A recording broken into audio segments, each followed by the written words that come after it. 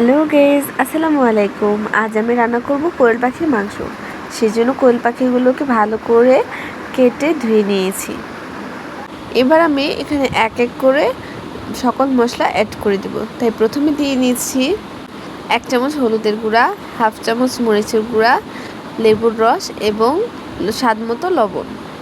লেবুর রস দেওয়ার ফলে মাংসটা খুব তাড়াতাড়ি সেদ্ধ হয়ে যাবে এবং খেয়াল রাখতে হবে যেন আমরা যখন মাংসটা কাটবো তখন বুকের সাইডটাতে কিছুটা দাগ দিয়ে নিব। মাংসের বুকের সাইডে কেটে নিব হালকা করে, যেন মশলাটা ভালোভাবে ঢুকে। আমি আপনাদেরকে দেখিয়ে দিচ্ছি কিভাবে কেটে নেবেন। দেখুন আপনারা কোন দিক দিয়ে কেটে নেবেন। এই বুকের সাইডটাতে এই যে ঠিক এইভাবে ছক করে কেটে নেবেন। তাহলে হবে কি যে মশলাটা যখন আমরা মেরিনেট করব তখন মশলাটা খুব ভালো করে মাংসের গায়ে লেগে যাবে এবং ভিতরে খুব সুন্দর করে প্রবেশ করবে। আমি যেভাবে মাংসটা মেরিনেট করছি ঠিক সেভাবে আপনারা মেরিনেট করার চেষ্টা করবেন। এটাকে রেখে দেবো 10 মিনিটের জন্য। অন্যদিকে একটি কড়াইয়ে তেল গরম করে নিব। তেলটা গরম হয়ে গেলে এতে সামান্য লবণ ছিটিয়ে দিব। লবণের ফলে আর কি তেলটা ছিটকে আসবে না গায়ে। তেলটা গরম হতে শুরু করেছে। আমি এই পর্যায়ে আপনাদের কিছু ট্রিক্স দিয়ে দিচ্ছি। কোয়েল পাখি রান্নার ক্ষেত্রে খেয়াল রাখতে হবে যেন কোয়েল পাখির মাংসগুলো হালকা ভেজে নেওয়া হয়, তাহলে মাংসের টেস্টটা অনেক ভালো আসে। তেল গরম হয়ে গিয়েছে, এখন আমি এই পর্যায়ে দিয়েছি কোয়েল পাখিগুলো। এগুলোকে প্রত্যেকটা সাইড থেকে 2 মিনিট করে ভেজে নিতে হবে। এক পাশ হয়ে গিয়েছে, এখন আমি আরেক পাশ দিয়ে দিচ্ছি।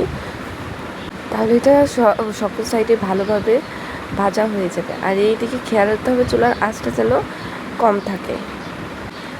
একটা উল্টে দিয়েছি, এখন আরেকটা উল্টে দিচ্ছি। এভাবে প্রত্যেকটাকে সুন্দর করে ভেজে নিতে হবে। আপনারা অনেকে হয়তো জানেন না যে কোয়েল পাখি আমাদের শরীরের জন্য ঠিক কতটা গুরুত্বপূর্ণ। কোয়েল পাখি অনেকে খায় না, কিন্তু কোয়েল পাখি খেলে শরীরে রক্ত হয় এবং শরীরে সুস্থ থাকে। এটা আমাদের নিজস্ব কোয়েল পাখি ছিল। দেখুন একদিকে ভাজা হয়ে গিয়েছে, এখন আবার উল্টে দিচ্ছি। খেয়াল রাখতে হবে যেন এটা কোনোভাবে পুড়ে না যায়। পুড়ে গেলে খেতেও ভালো লাগবে না আর গন্ধটাও ভালো আসবে না। ভাজা হয়ে গিয়েছে, এবার নামিয়ে নিব। খুব সুন্দর করে ভাজা হয়ে গিয়েছে, দেখেছেন তো কত সুন্দর একটা কালার এসেছে হালকা হালকা। এখন এটাকে নামিয়ে নিয়েছি।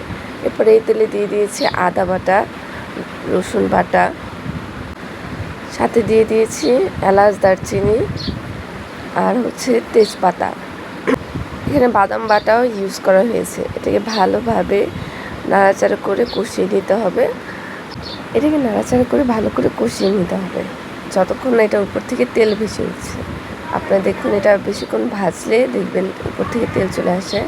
এটা ভাজার কারণ মশলায় যে এক্সট্রা দুর্গন্ধ থাকে সেটা চলে যাবে। এখন দিয়ে দিয়েছি পেঁয়াজ দিয়ে ভালোভাবে নাড়াচাড়া করে নিতে হবে। এটাকে হালকা বাদামি করে ভেজে নিতে হবে। আমি এটাকে 3 মিনিট যাবত ভেজে নিচ্ছি। আপনারা দেখতেই পাচ্ছেন এখন কত সুন্দর করে তেল ভেসে উঠেছে, তার মানে এটা ভাজা হয়ে গিয়েছে। এখন আমি এতে এক মশলা দিয়ে দিচ্ছি। প্রথমে দিয়ে দিয়েছি হলুদের গুঁড়া, মরিচের গুঁড়া, ঝালটা আপনাদের স্বাদ অনুযায়ী রাখবেন, জিরার গুঁড়া আর লবণ দিয়ে হালকা পানি দিয়েছিলাম। এখন ভালো করে মশলাটাকে কষিয়ে নেব। এই ক্ষেত্রে প্রথমে চুলার আঁচটা বাড়িয়ে দিয়ে এরপর চুলার আঁচটা কমিয়ে ঢেকে দিতে হবে।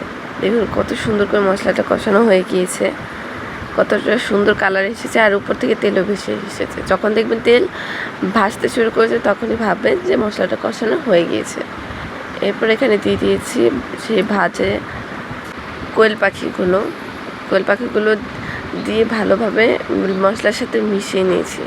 এখন দেখুন এটাকে ভালো করে নাড়াচাড়া করে মশলার সাথে মিশিয়ে অল্প আঁচে রেখে দিতে হবে 10 মিনিটের মতো। তাহলে এটার এক পাশ হয়ে গেলে আরেক পাশ দিলে ভালো করে মশলাটা যাবে। যে কোনো মাংস রান্নার ক্ষেত্রে খেয়াল রাখতে হবে যেন মাংসের ভিতরে মশলাটা খুব সুন্দরভাবে যায়। সেই জন্য এটাকে আমি অল্প আঁচে একদম 10 মিনিটের মতো কষিয়ে নিচ্ছি। 10 মিনিট পর কিছুটা পানি দিয়ে এটাকে সিদ্ধ করে নিব। পানির পরিমাণটা কম দিতে হবে, যেহেতু পাখিটা আমরা হালকা ভেজে নিয়েছিলাম। তাই এটা কিছুটা সেদ্ধ ছিল, এখন যতটুকু পানি দিলাম তাড়াতাড়ি সেদ্ধ হয়ে যাবে। এভাবে রেখে দিব ঢাকনা দিয়ে ঢেকে। এই ক্ষেত্রে চুলার আঁচটা বাড়িয়ে দিতে হবে, নাহলে টেস্ট নষ্ট হয়ে যাবে।